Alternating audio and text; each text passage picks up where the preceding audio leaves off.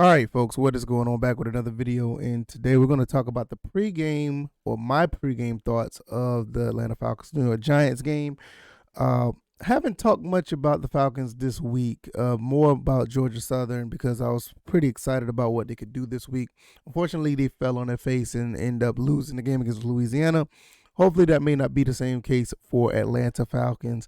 They're trying to get the first win of the season as well as the New York Giants. So 2 0-2 teams will be going against each other, so somebody has to win. All right, welcome to the First and Frame Rates channel. I am VF Baller. If you have not been to this channel before, welcome. And hopefully you'll hang around and stay. I have a lot of content here when we talk about not only just Atlanta Falcons football, we also talk about Georgia Southern football. And I'm going to give you my pregame thoughts of what needs to be done for the Falcons to possibly or just to win this game. Now, when you look at both teams, it's still early in the season. There's not much that you can figure out. We don't know what's going on statistically.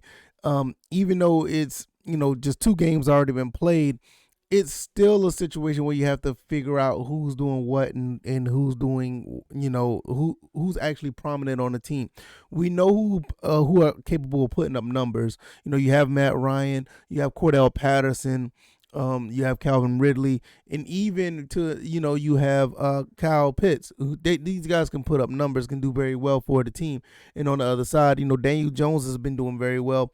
And he's been doing pretty well ever since he's been drafted. He can actually run a little bit as well. Saquon Barkley, about him as well. Kenny Golladay. I mean, you have a handful of people that are on both teams that can do something.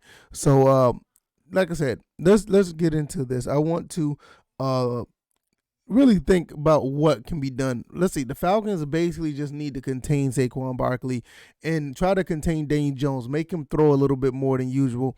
I can live with him throwing the ball in the pocket, even though our secondary is depleted a little bit. AJ Terrell is out. Well, I think that we'll have more of a chance of winning if we make them pass more. So that's one thing we need to do. Make them try to throw to, Shepard, Slayton, Golladay, and company and see what they can do. Hell, even try to throw the ball out the backfield. Kyle Rudolph is another person that they may try to target. I just think our defense can actually contain this offense. I don't think that they're going to be able to run up and down the field on us similar like what Tampa Bay did.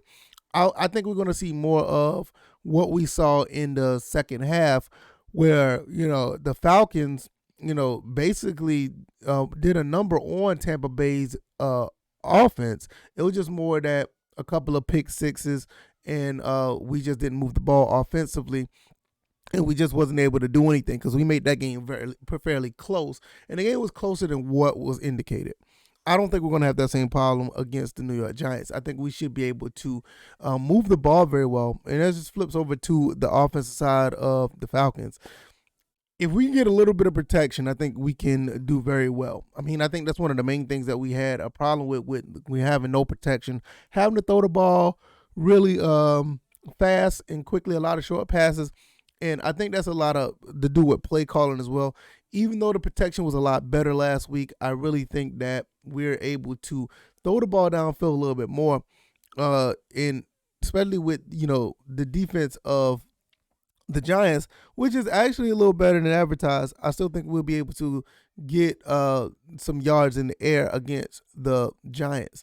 When you look at guys like Adoree Jackson, Jabril Peppers, and James Bradbury, those guys are fairly good, but I just think that we'll be able to get some open spots against this defense.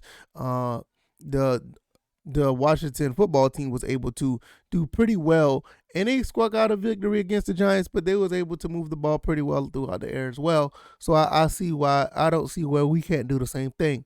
Now, there's one thing that I want to talk about.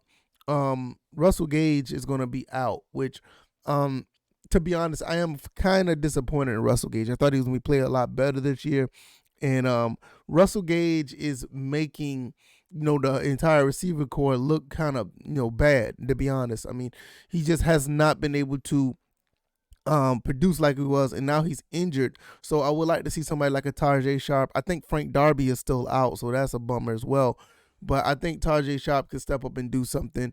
Zacchaeus could do something as well. And hey, look, even Kyle Pitts could step in and take in that number 2 role because he did very well against the Tampa Bay Buccaneers, catching for over 70 yards. So I just think that we'll be able to move the ball a lot better. As far as the running game goes, um, I want to see more Cordell Patterson. He did very well in the running game and as well as catching out the backfield, just like a Swiss Army knife, doing a little bit of everything that against Tampa Bay, and had a very productive game. I also saw a little bit of flashes of Mike Davis. He had 9 carries for like 38 yards, which was a little disappointing, to be honest. I thought he would do a little bit better. But I'm starting not to see Mike Davis to be that number 1 guy. I'm starting to see more Cordell Patterson being the guy to get more touches. So I guess those two together be fine. But I expect Cordell Patterson to have more of a role. So that's basically what we're looking at here. I just think our secondary without AJ Terrell is going to be a little suspect. I think our front 7 is going to be fine. I think our front 7 should be able to get some pressure on Daniel Jones. We just got to make sure he doesn't take off and run because he's deceptively elusive. I ain't going to say fast, but deceptively elusive. So hopefully we'll get that under control as well. And I think that the Falcons could come away with the victory. So I'll be back with more of a post-game show, and we'll talk about what happened. And I know other guys that's going to be doing a post-game show. You got guys like Smitty. Shout out to him. You can find him with Smitty Sports. Also, you can find Atlanta Falcons Nation.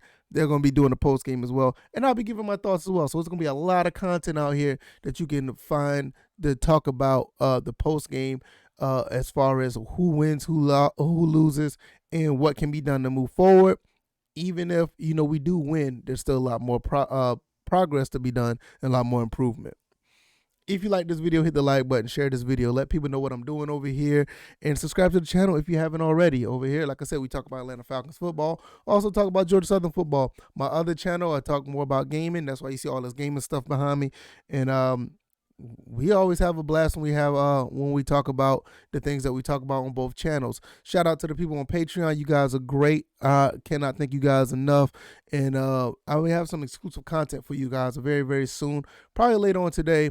I'll have it out or no later than Monday morning. So I'll see you guys on the next one. You guys take it easy. You guys be blessed. Peace.